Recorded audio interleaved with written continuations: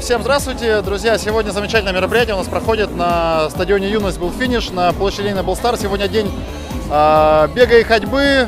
Это прекрасное мероприятие. Я считаю, что таких мероприятий должно быть больше. Вообще, может быть, каждый день делать день бега и ходьбы с утра на площади Ленина и потом по кабинетам расходимся на работу. Было бы прекрасно. Ну и серьезно, друзья, конечно, у нас сейчас и политика нашего президента, и России, и республики направлена на здоровый образ жизни, поэтому очень приятно видеть здесь и молодых, и совсем школьников, и студентов, и более взрослое поколение. То есть здоровый образ жизни проникает в массы, и это не может не радовать, это здорово. Занимайтесь спортом, потому что это поможет вам в будущем. Добрый день. Расскажи, пожалуйста, что вы здесь делаете? Здесь происходит финал, так сказать, декады оздоровительного бега и ходьбы, и мы тут выступали, показывали упражнения УШУ, и нас попросили, чтобы мы выступили.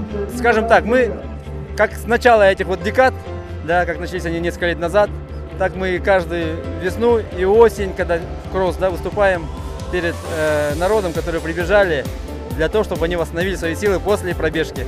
Все прошло замечательно, да, мастер-классы провели у нас студенты с ЛФУ, девочки показали шикарный мастер-класс фитнеса, да, где не всегда бывает доступно прийти в спорткомплексы и принять в этом участие и позаниматься, а здесь действительно настолько доступно, всем было показано. Также Василий Миронович Самсонов нам показал шикарный мастер-класс по УШУ, они чемпионы мира, поэтому действительно было просто удивительное мероприятие, да, замечательное мероприятие, видите, что сейчас дети отдыхают, общаются между собой, получили все удовольствие.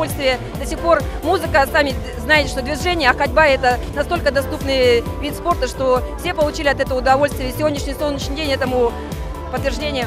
Самое главное, сегодня мы говорим нашему населению, нашей молодежи, что действительно жизнь показывает, что здоровый образ жизни, без вредных привычек, оно тесно взаимосвязано со счастьем, с успехом, с конкурентоспособностью каждого молодого человека.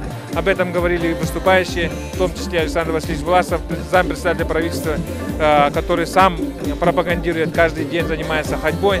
И сегодня мы увидели, наше население увидело, что популярным становится скандинавская ходьба, которая в развитых странах мира, кстати, очень серьезно развивается. В нашей республике сейчас уже порядка 1000 человек по нашим приблизительным подсчетам.